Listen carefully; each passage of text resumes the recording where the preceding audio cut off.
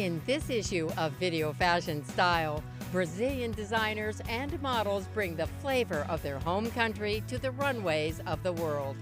Carlos Miele is inspired by his rainforest garden and the music of Brazil. I love music, and I think music in Brazil, we have a great relation with our body. Askelin makes its New York debut with a Rio-inspired show. I'm coming here to have the chance to propose my style, the style I bring for Askelin, for the American audience. Model Shirley Malman curates the perfect Brazilian meal. Feijoada. That's a typical place south of Brazil. Designer Alexander Herkovich delivers social commentary with his collection. We took inspiration from the workers of the countryside of Brazil and the conditions that they have to work, which is known condition at all. Take a look back at the rise of the Brazilian models and Gisele Bündchen's early days on the catwalk. My name is Gisele. I'm from Brazil, a small city in south of Brazil in the countryside, and I'm 17. And the hottest looks from Brazil's beaches make a splash with top swimwear lines Rosa Cha, Cia Maritima, and Poco Pano.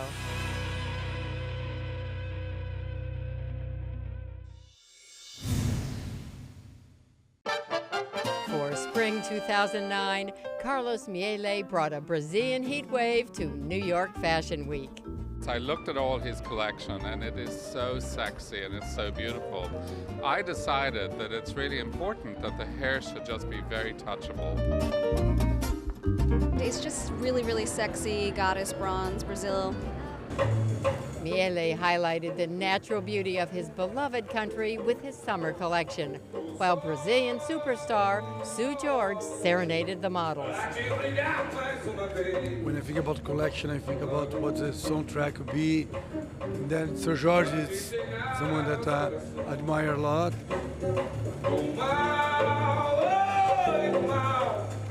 I love music, and I think music in Brazil, we have a great relation with our body. We like to affirm the body. And music comes straight for our body, for the rhythm of the body.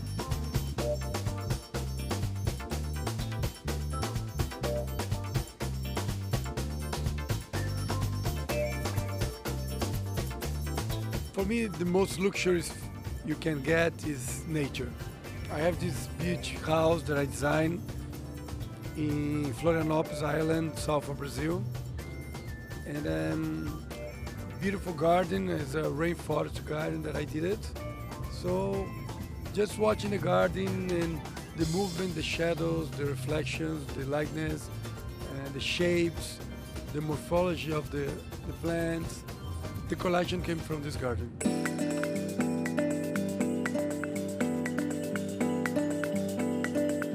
We're gonna have a lot of stones, jewelries, and a lot of Brazilian stones. This is an amethyst, all amethyst all over, pink gold. They're big pieces, but those are just for the runway. And after, we're gonna do a partnership together. I'm gonna adapt everything for a normal size, of course.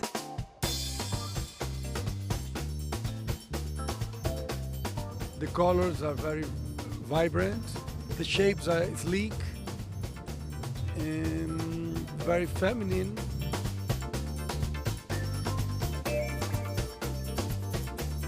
I love to work layers with handcraft. So it's kind of bring a little bit of haute couture techniques to pret-a-porter. I try to do, say, always a collection that you can be wearing in Rio de Janeiro, in Paris or New York. Those are the cities where I spend my time.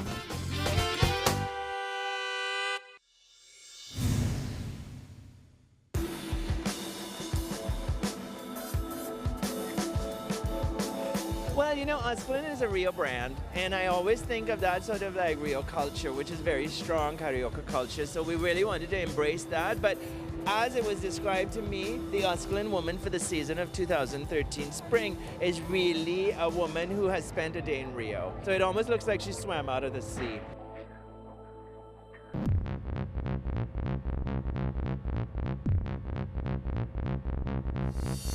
It's very exciting to show first in a new venue, in a new place in New York. That's one of the main stages for fashion in the world.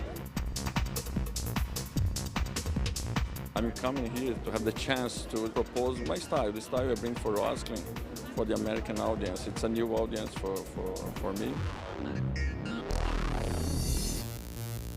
Oscar's really interesting. He's a physician, a climber, and a surfer, and I think that people whose design work flows out of real experience in other fields is more interesting to me usually. Oscar's been a real pioneer in all the things I care about, like climbing, surfing, outdoor wear, and I think of the kind of surf skate lines, I think I like his the most. In Brazil, we are always very close to a kind of sports, but not sports, sports on the techniques of sports, one in the emotion of the sports, a kind of the kind of art, you know, our contemporary art so exciting for our architecture, for new artists, you know, this last decades we have this very good expression and our very close way of life, close to nature. I believe we have a universal aesthetic language with international quality standards, and with this Brazilian soul, you know, these elements and emotionally they codify on fashion designs as forms, colors, textures. This is what I think it's about Roskilde, to bring something, a modern Brazil. I really think there is a gap on the fashion industry. If you see all brands, all position designer brand, I think there is exactly place a gap for a brand like Roskilde.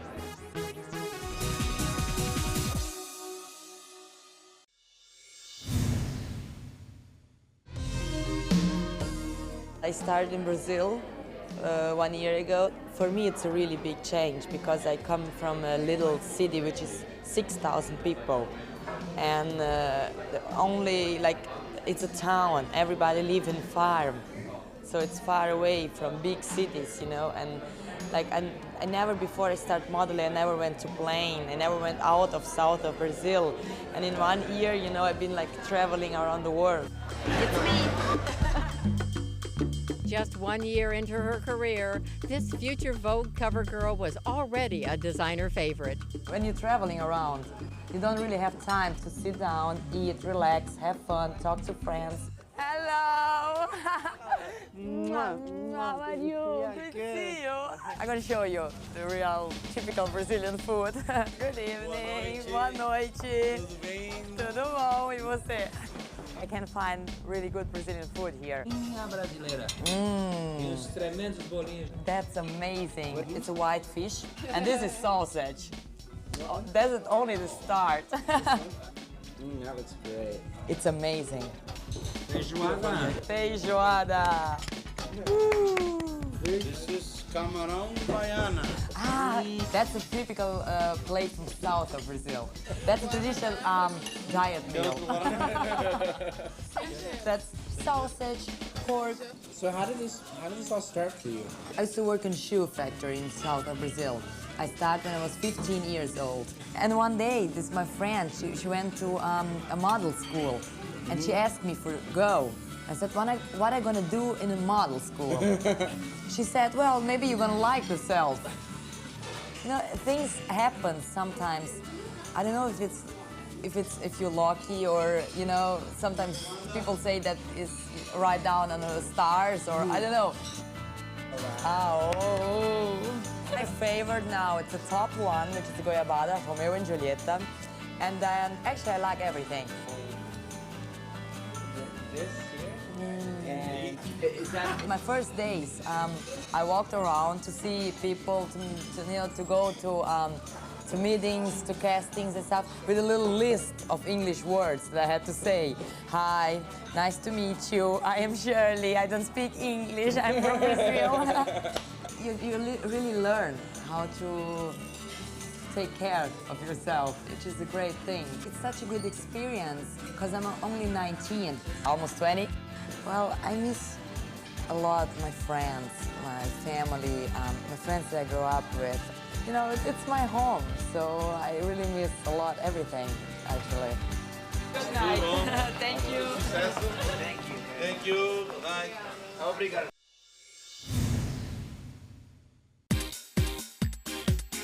Temperatures soared at New York's Bryant Park with the arrival of the Brazilian swimwear show, Rosa Cha.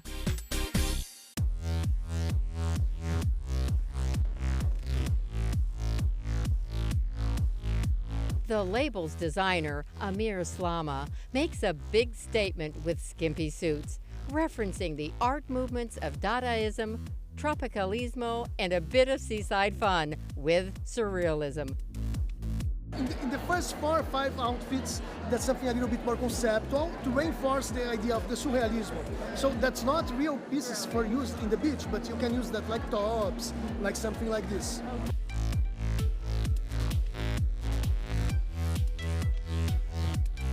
The inspiration is movements and the Tropicalismo movement from the 60s. That little by little I'm bringing that, how that looks like nowadays.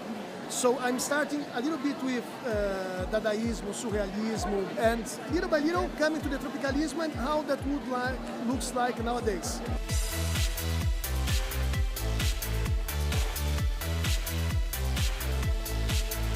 In Brazil, we are a country that is a real mix of cultures, mix of many different things. So that makes a very nice mood, and I think that this kind of inspiration, that kind of fashion, people like outside. You know?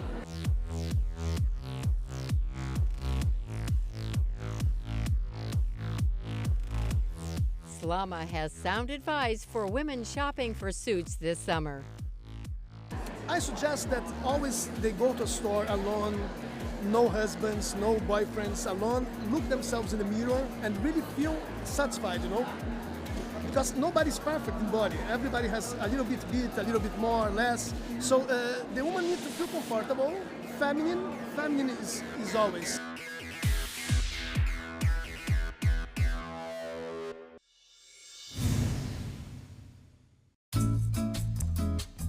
The exotic sultriness of Brazil made its way to Miami as designer Benny Rossett brought his line Companhia Marítima to the Sunshine State. Yes, a lot of models, a lot of Brazilian feelings. I hope everybody likes. Second time in Miami and third time in the United States. Founded in 1990, Companhia Marítima offers women around the world sexy cover-ups and the hottest Brazilian swimwear to ever leave the South American country's shores. Our line always has like 90% of the line is print. It's the way that we saw summer, we saw bikini. I like print. I like the way it feels on a bikini, and that's why we have a lot of prints.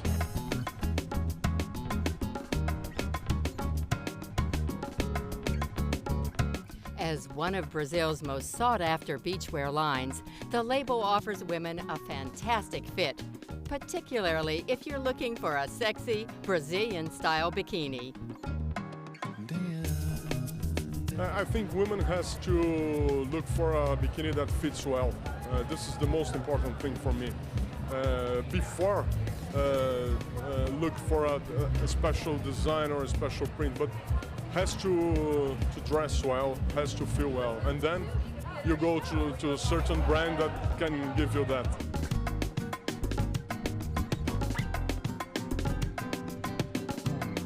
Every year it's getting better and better. I think people here are starting to know us and starting to feel what we feel in Brazil. So I think we've been able to show for the American market how we think about swimwear lines in Brazil.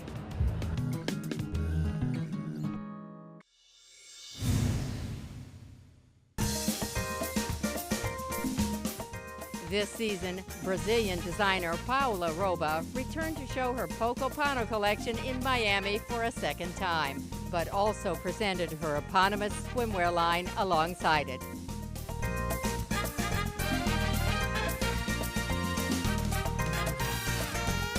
Paula Roba is more sophisticated, is more resort, and Poco Pano is more funny, is more Brazilian lifestyle, more beach. Inspired by the Amazon, Roba sent out a colorful array of suits featuring tropical prints that call to mind the rainforests of her country. But these bikinis are meant for the beach.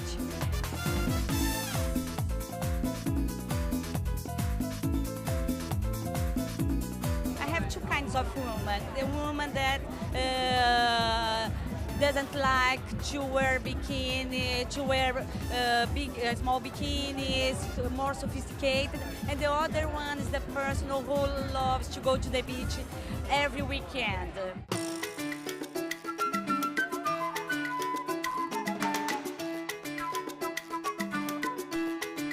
Guarana, a plant native to Brazil whose coffee-sized beans contain twice the amount of caffeine, is so popular in her homeland, Roba singled it out and designed a suit for it. Guaraná, I think, is most important because it's a Brazilian fruit, and we have a soda with Guaraná. I think Guaraná, for me, it's the best icon of Brazil.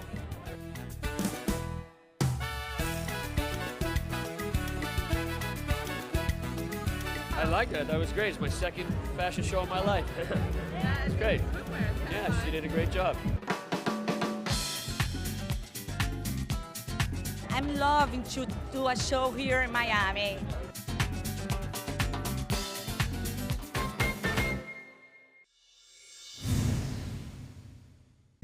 Brazilian designer Alexander Herkovich continually incorporates the cultural diversity of his native homeland into his designs. For winter 2007, Herkovich turned his attention to the country's working poor. His social commentary highlighted the beauty that comes out of necessity. We took inspiration from the workers of the countryside of Brazil and the conditions that they have to work, which is no condition at all. They work like sun to sun with no protection and with no uniform. We took inspiration for the way that they wrap themselves in fabrics to protect themselves, and all the layering is the way they have to protect them from the the climate is not proper to work like 20 hours a day. So the collection is based on those workers. Apparently they just grab whatever they can find. So two dresses, one on top of the other, and so dungarees with two shirts. And then he also made dresses and skirts out of rubbish bags. And this was apparently all kind of pushing home the message of being protected against the elements. But it was a very intriguing, but even though he was using, like nylon and bin liners and rubbish bags, the cutting was still quite exceptional. We have the plastic bag, garbage bag clothing, which is something that we did not, of course we won't sell at the shop. We developed a very thin vinyl, which is a vinyl over a cotton. So we have also pieces that we can wear, like in the same aspect of the garbage bags. This is ivory coat, like made of a very thick cotton, like is a jacquard. The idea that we took from the inspiration, especially for this coat, is like the way it was designed with different colors. One side is different from the other, but it's a basic coat.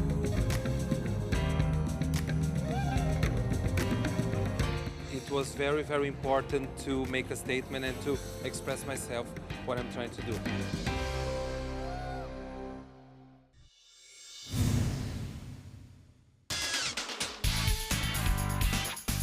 The fashion world has always had a fascination for exotic beauties, but nothing compares to the obsession with the Brazilian bombshells at the turn of the millennium. Led by Giselle, they ruled the runways. I love the Brazilian girls, they're so much fun. They've got no bad attitudes and they love to dance. Their faces were everywhere, but their names weren't always exactly on everyone's lips. Everyone calls me Gisele in Brazil. My name, Gisele, is spelled Gisele, and in Brazil it says Gisele. Because it's like in Brazil we say Michele, Gisele, you know, it's all with the E in the end, but for Americans it's hard to pronounce it, so I understand, it's fine. It's Michele. I don't know which booker called me Michelle, I want to know. Now, that's the wrong way. That's Michele. Michelle in Brazil is the guy's name, so I'd rather like Michele. You and Marcel and Gisele and Michele. Ellie, everything's Ellie.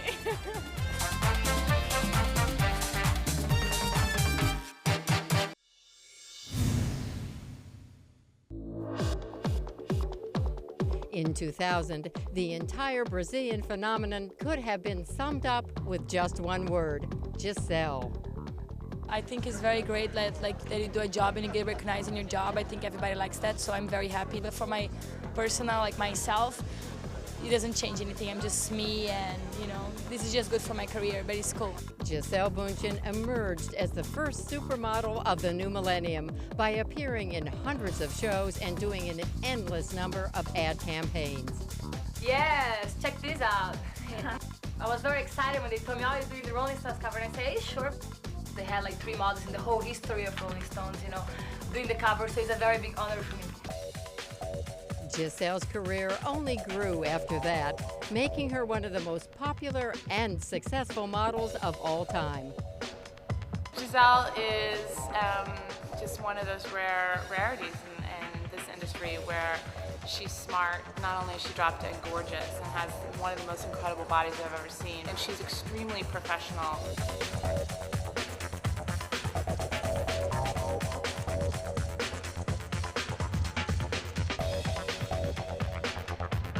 In a very early interview with Gisele, she told us how it all began.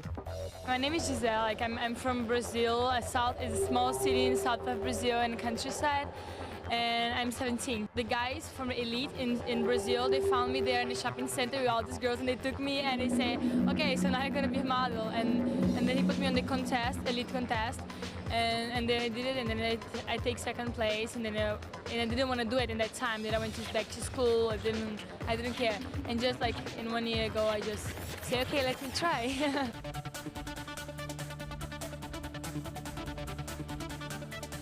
Despite the spotlight, the young Gisele remained grounded, predicting her post-modeling career would take her back to her home country. After modeling, well, I don't know really yet, but I want to do I always dreamed to be a volleyball player, but now I can because I don't play anymore, you know. So now maybe I'm going to psychology when I'm like 28. I'm going to go back to Brazil and like live there and work there and stay there.